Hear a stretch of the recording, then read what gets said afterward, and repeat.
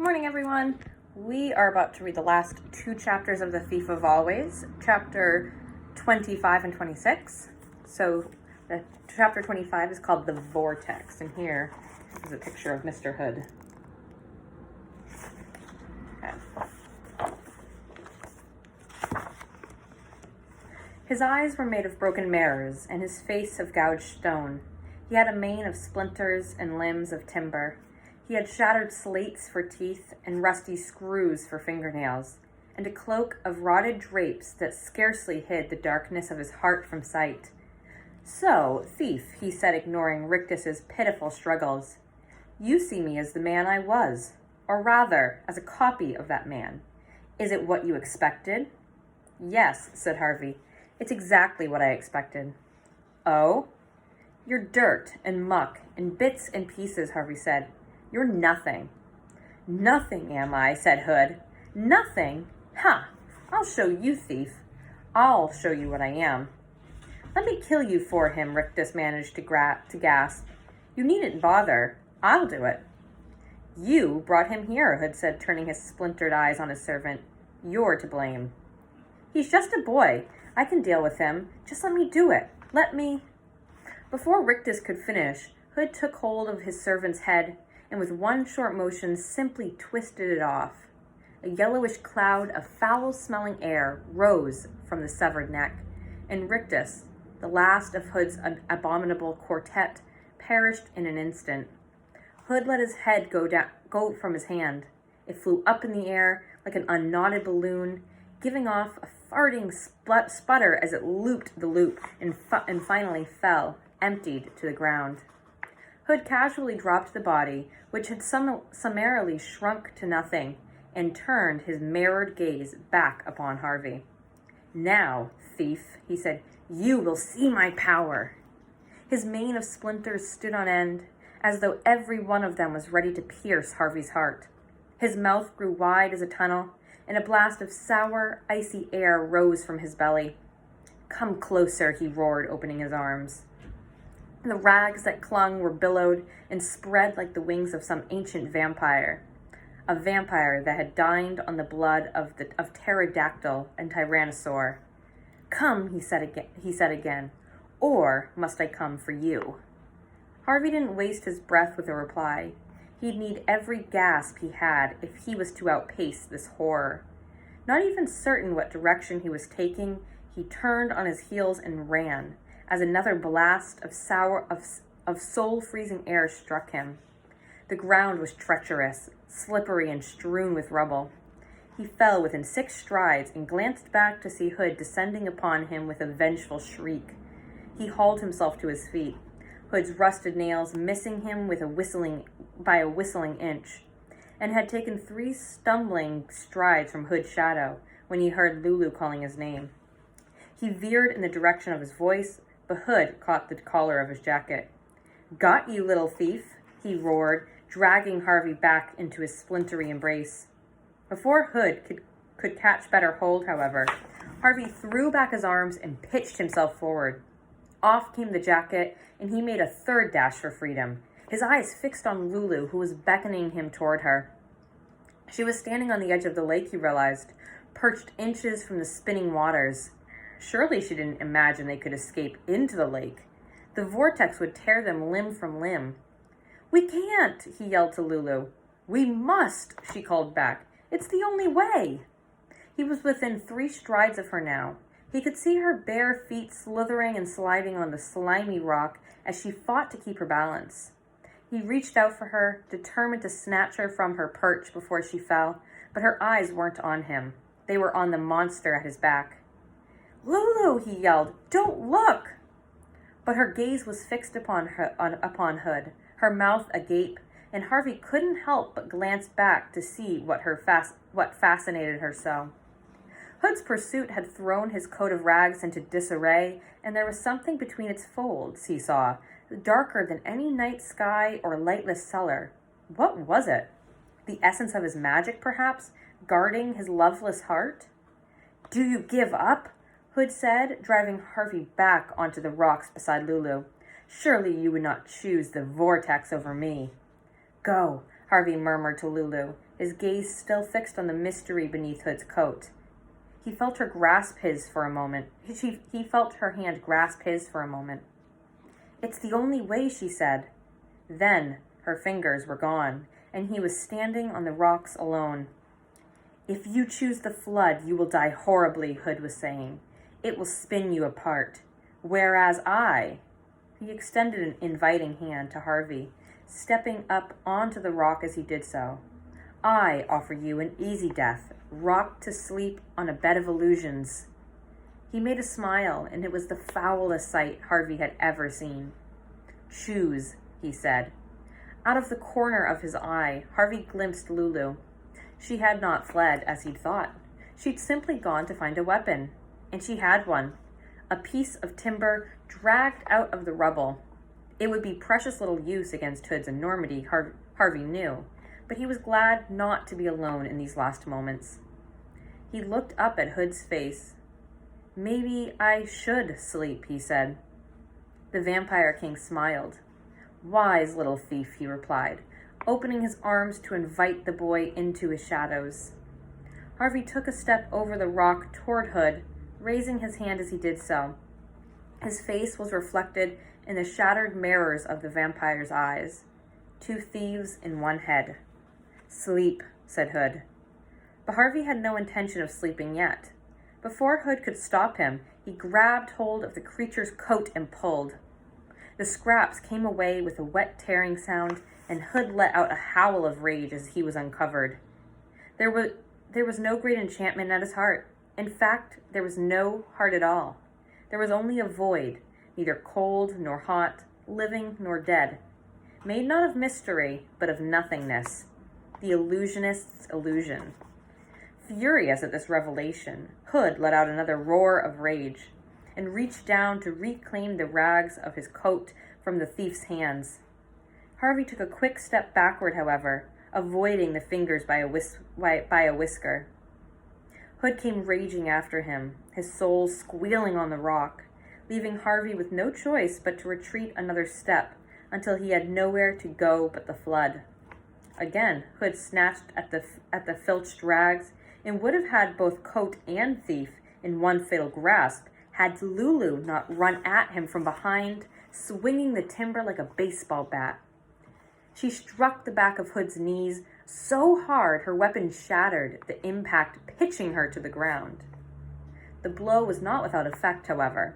It threw Hood off balance, and he flailed wildly, the thunder of the vortex shaking the rock on which he and Harvey perched and threatening to toss them both into the maelstrom.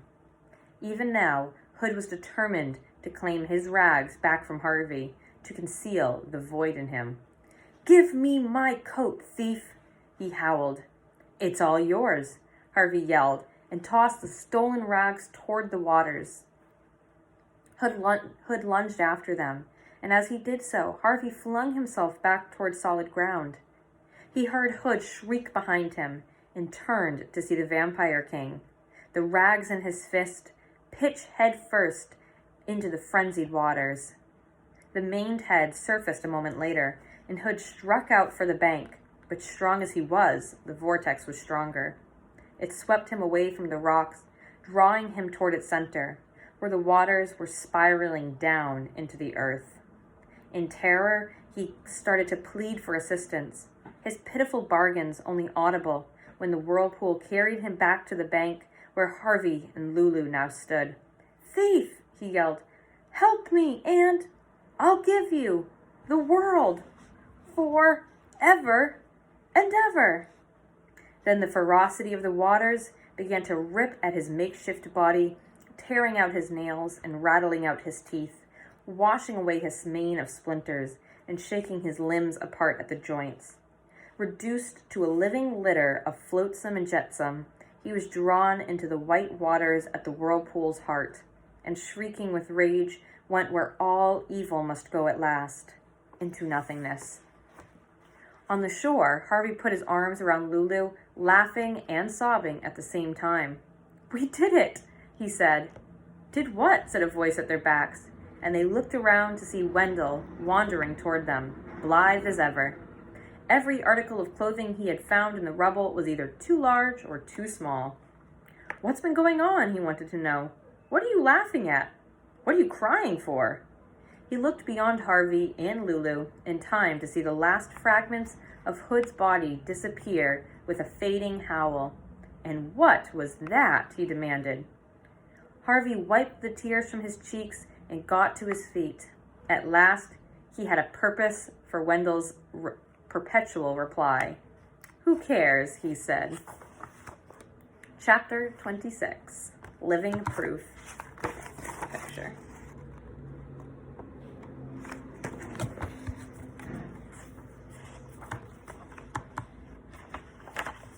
The wall of mist still hovered at the edge of Hood's domain, and it was there that the survivors gathered to say their farewells. None quite sure what adventures lay on the other side of the mist, of course. Each of the children had come into the house from a different year. Would they all find that age, give or take a month or two, awaiting them on the other side? Even if we don't get the stolen years back, Lulu said as they prepared to step into the mist, we're free because of you, Harvey. There were murmurs of thanks from the little crowd and a few grateful tears. Say something, Wendell hissed to Harvey. Why? Because you're a hero. I don't feel like one, so tell them that.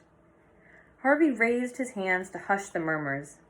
I just want to say, we'll probably all forget about being here in a little while. A few of the children said, no, we won't, or we'll always remember you. But Harvey insisted. We will, he said. We'll grow up and we'll forget, unless... Unless what? Asked Lulu. Unless we remind ourselves every morning, or make a story out of it, and tell everyone we meet. They won't believe us, said one of the children. That doesn't matter, said Harvey. We'll know it's true, and that's what counts. This met with approval from all sides. Now, let's go home, said Harvey. We've wasted too much time here already. Wendell nudged him in the ribs as the group dispersed. What about telling them you're not a hero, he said. Oh, yeah, said Harvey with a mischievous smile. I forgot about that. The first of the children were already braving the wall of mist, eager to put the horrors of Hood's prison behind them as soon as possible. Harvey watched them fading with every step they took and wished he'd had a moment to talk to them, to find out who they were and why they'd wandered into Hood's grip. Had they been orphans, with no other place to call home, or runaways like Wendell and Lulu, or simply bored with their lives, the way he had been bored, and seduced by illusions? He would never know. They were disappearing one by one, until there was only Lulu, Wendell, and himself left on the inside of the wall. Well, Wendell said to Harvey, if time really is set to rights out there, then I'm going to be back a few more years than you. That's true. If we meet again, I'm going to be a lot older. You might not even know me. I'll know you, Harvey said. Promise? Said Wendell. I promise. With that, they shook hands, and Wendell made his departure into the mist. He was gone in 3 strides. Lulu sighed heavily. Have you ever wanted 2 things at the same time? She asked Harvey. But you knew you couldn't have both of them. Once or twice, said Harvey. Why? Because I would like to grow up with you and be your friend, she replied. But I also want to go home. And I think in the year that's waiting for me on the other side of that wall, you haven't even been born yet. Harvey nodded sadly, glancing back toward the ruins. I guess we do have one thing to thank Hood for. What's that? We were children together, he said, taking hold of her hand. At least for a little while.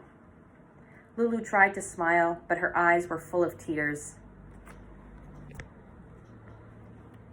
Let's go together as far as we can, Harvey said.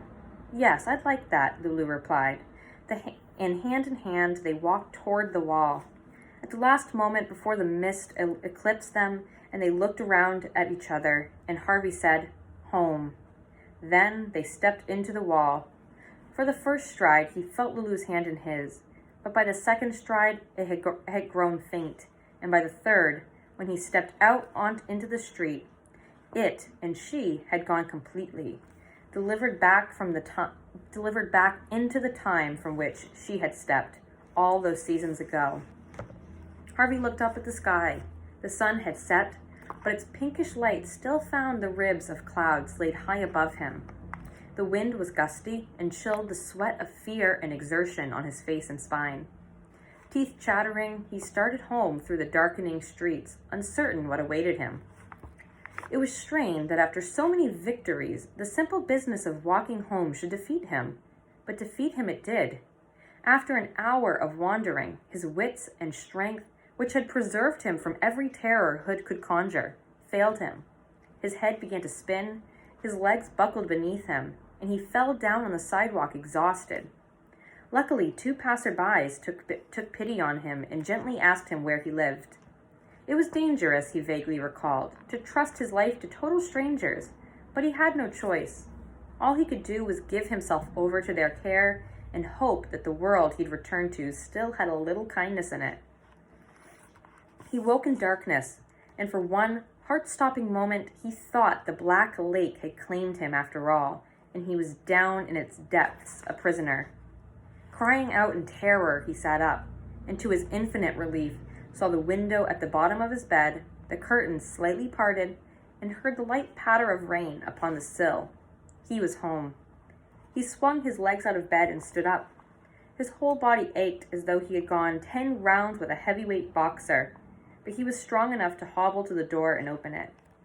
The sound of 2 familiar voices drifted up from the bottom of the stairs. "I'm just happy he's home," he heard his mom say.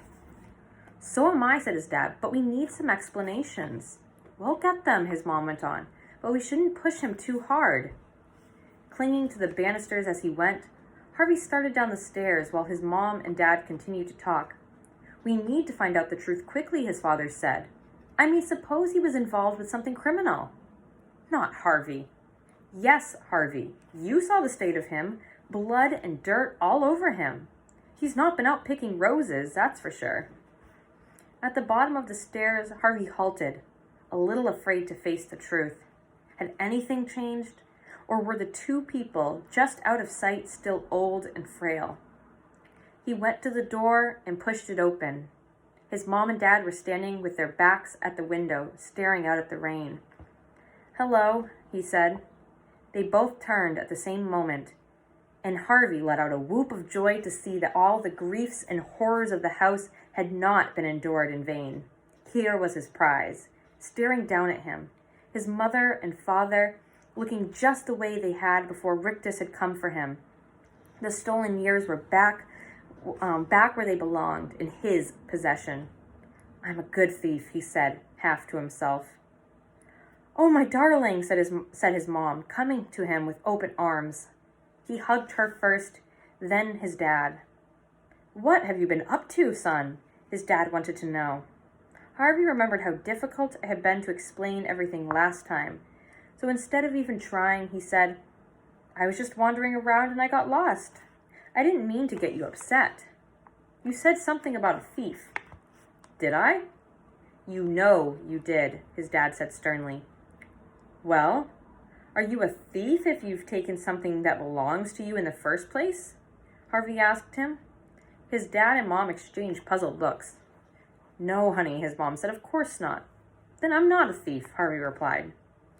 "I think you owe both of us the truth, Harvey," his mom said. "We want to know everything." "Everything?" "Everything," said his dad. So he told them the whole tale, just as they had asked, right from the beginning, and if their expressions had been doubtful the last time he'd related his adventures, they were incredulous now. "Do you really expect us to believe all of this?" his father broke in while Harvey was talking about meeting Hood in the attic. "I can take you to the house," Harvey said, "or what's left of it. I couldn't find it last time because it hid itself from grown-ups, but Hood's gone, so there's no magic left to hide it with."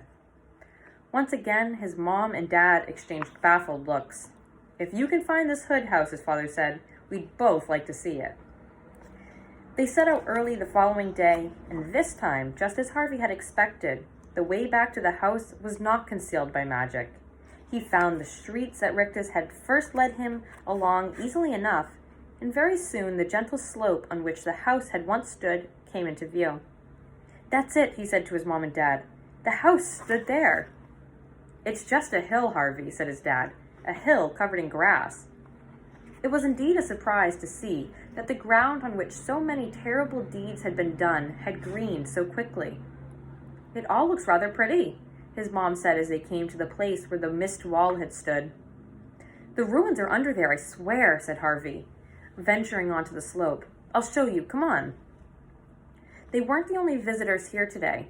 There were several kite flyers plying the wind at the top of the ridge, a dozen or more dogs romping around, children laughing as they rolled down the slope, even a couple whispering into each other's ears. Harvey resented the presence of all these people. How dare they romp and laugh and fly their kites here, he thought, as though it were just another hill. He wanted to tell them all that they were cavorting on the ruins of a vampire's house, and see how quickly that wiped the smiles off of their faces. But then, he thought, perhaps it was better this way. Better that the hill not be haunted by rumors and stories. The name of Hood would probably never cross the lips of those couples and kite flyers, and why should it? His evil had no place in happy hearts. Well, said Harvey's dad as the three of them climbed the slope, this house of yours is well buried. Harvey went down on his haunches and dug at the dirt with his bare hands. The ground was soft and gave off the sweet smell of fertility. Strange, isn't it? Said a voice. He looked up from his labors, both his fists full of dirt. A man, a little older than his father, was standing a few yards away from him, smiling. What are you talking about? Harvey asked. The flowers, the ground, he said. Maybe the earth has its own magic. Good magic, I mean, and it's buried Hood's memory forever. You know about Hood? Harvey said. The man nodded. Oh, yes. What exactly do you know? Harvey's mom asked. Our son here has been telling us such strange stories. They're all true, the man said. You haven't even heard them, Harvey's dad replied. You should trust your boy, the man said. I have it on the best of authority that he's a hero. Harvey's dad stared at his son with a twitch of a smile on his face. Really? He said. Were you one of Hood's prisoners? Not me, the man said. Then how do you know? The man glanced over his shoulder, and there at the bottom of the slope stood a woman in a white dress. Harvey studied this stranger, trying to make out her face, but her wide-brimmed hat kept her features in shadow. He started to get to his feet, intending to take a closer look, but the man said, Don't, please. She sent me in her place, just to say hello. She remembers you the way you are, young that is, and she would like you to remember her the same way. Lulu, Harvey murmured. The man neither confirmed nor denied this. He simply said to Harvey, I am much obliged to you, young man. I hope to be as fine a husband to her as you were a friend. Husband? Harvey mouthed. How time flies, the man said, consulting his watch. We're late for lunch. May I shake your hand, young sir? It's dirty, Harvey warned, letting the earth run between his fingers of his right hand. What could be better between us, the man replied with a smile, than this healing earth? He took Harvey's hand, shook it, and with a nod to Harvey's mom and dad, hurried back down the slope. Harvey watched as he spoke to the woman in the white dress, saw her smile in his direction. Then they were both gone, out into the street and away. Well, said Harvey's dad, it seems your Mr. Hood existed after all. So you believe me? Harvey asked. Something happened here, came the reply, and you were a hero. I believe that. Then that's enough, said Harvey's mom. You don't have to keep digging, sweetie. Whatever's under there should stay buried. Harvey was about to empty his left hand of dirt when his dad said, Let me have that, and opened his hand. Really? Said Harvey. I've heard a little magic's always useful, came his father's reply. Isn't that right? Harvey smiled and poured a fistful of earth into his father's palm. Always, he said. The days that followed were unlike any Harvey had ever known. Though there was no more talk of Hood, or of the house, or of the green hill upon which it had once stood. The subject was a part of every look and laugh that passed between him and his parents. He knew they had only the vaguest sense of what had happened to them, but they were all three agreed upon one thing, that it was fine to be together again. Time would be precious from now on. It would tick by, of course, as it always had, but Harvey was determined he wouldn't waste it with sighs and complaints. He'd fill every moment with the seasons he had found in his heart. Hopes like birds on a spring branch, happiness like a warm summer sun, magic like the rising mists of autumn, and best of all, love. Love enough for 1,000 Christmases. And that is the end of Thief of Always. Thank you guys for sticking with me through all 26 chapters. I had a lot of fun reading it to you guys, and I will talk to you soon.